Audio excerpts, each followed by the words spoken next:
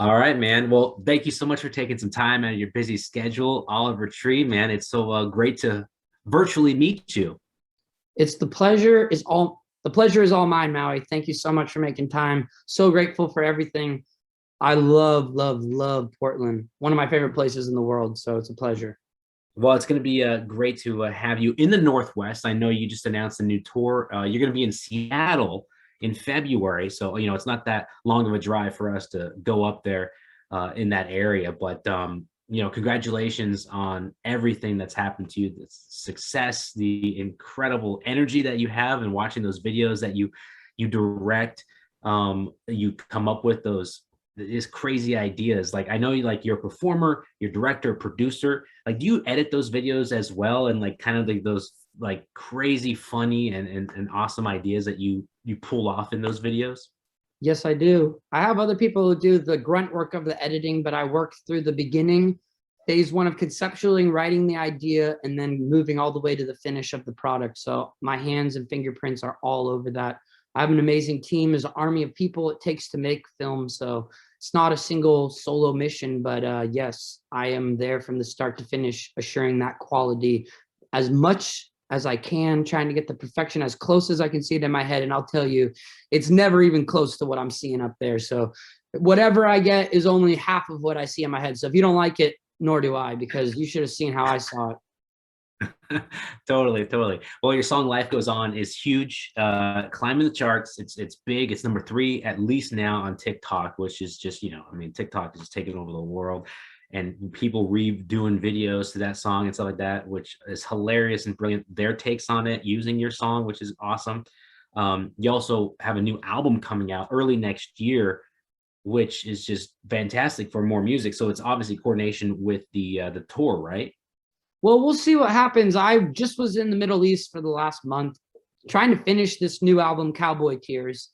And I've submitted it to the label and I haven't heard back from them. They haven't approved of anything as of yet. There's no date slotted. I'm not sure if it will actually come out. I mean, Life Goes On, that song is 7 years old. It was released on the deluxe of my last album. All that music that came out on the deluxe was 7 to 8 years old. The album itself had songs that were 5 years old on it. So, Oliver Tree records can take anywhere from 5 to 10 years to come out. So I'm hoping it will be quicker than that.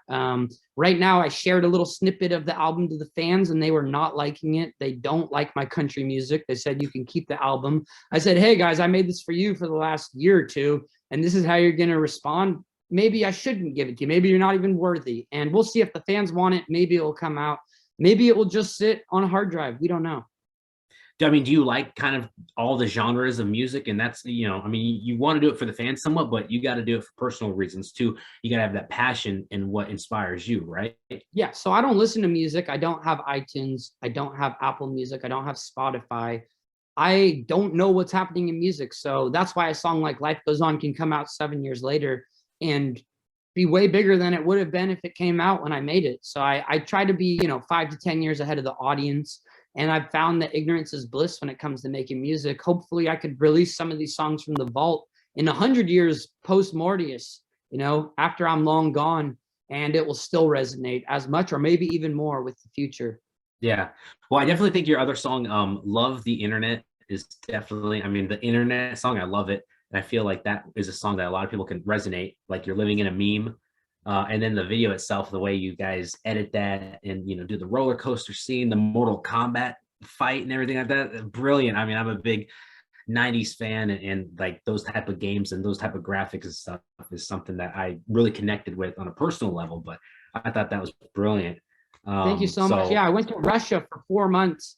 I was living out there, and that video actually took a year to write with the band Little Big, and they brought some Russian screenplay writers in, but it was something that I had the idea, and they kept making me rewrite it and rewrite it. They put ideas in, and it was something that took the longest to write any video ever. The Russians are very honest with you, and I was like, oh, I like this idea, and then they would be like, give me this grossed out face, and I'm like, what? And they're like, we don't like the idea, and like basically they were hard to impress, and we tried to make something that was, universal and not just for Americans or not just for Russians, but something that would connect on a global scale. And regardless to how it performs, I think it's something that's a great testament of the internet and what it was kind of at the golden era, the beginning of the internet, if you will. We're still in the beginning, but I think that that kind of encapsulates a time period of the meme internet origins.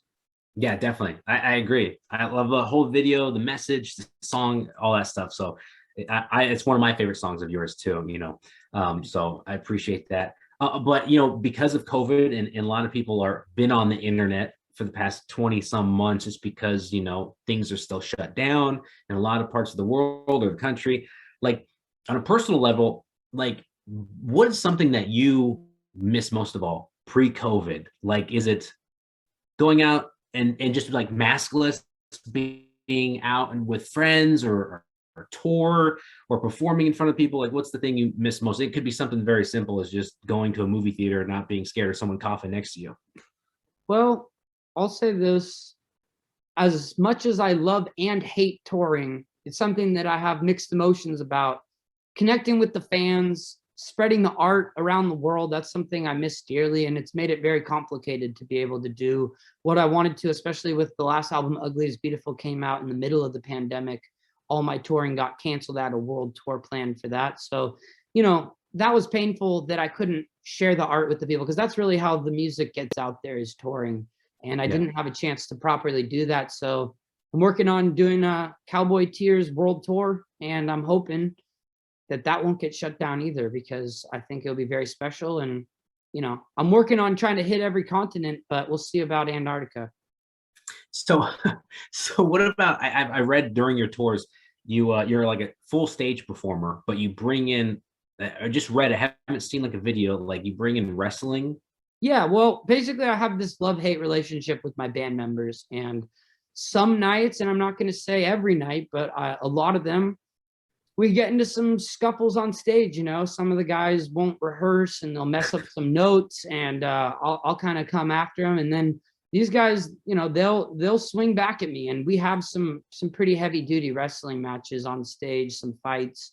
It's not the typical show you're going to go see and pay to go to. Plus, I don't know if you know this, but I'm a belly dancer. It's something I've been doing for, since I was a child. And I incorporate belly dance. I incorporate scooter tricks, comedy, drama. It's way beyond the scope of a normal show. There's theatrics. It's almost like going to see a rock opera on steroids. Nice. That'd be fun. That'd be that. Yeah, that's definitely different, unique, one of a kind, original, and that's something that people would really enjoy, because sometimes when you watch a show, it's just someone standing in front of a mic and just singing, which they sound great and everything, but when you're like giving them a spectacle, it really entices the show, and it's a more lasting memory and a better experience, I think, to fans in the audience too. So that's great that you kind of do stuff like that, which is memorable. I try to make something for everyone, even if you hate the music. There's gonna be a moment in that show that you could enjoy. If your friend brings you at a festival to tag along and see this set while you go to the next one, I'm gonna make something for you. There's gonna be something for everyone, no matter what. We got little kids at these shows. We got grandmas with bowl cuts at these shows. We've got everyone in between. It's a space where there's something for everyone, and that's something I take a lot of pride in. Nice. Well, I know you said that you were in Russia for like 4 months working on the music videos.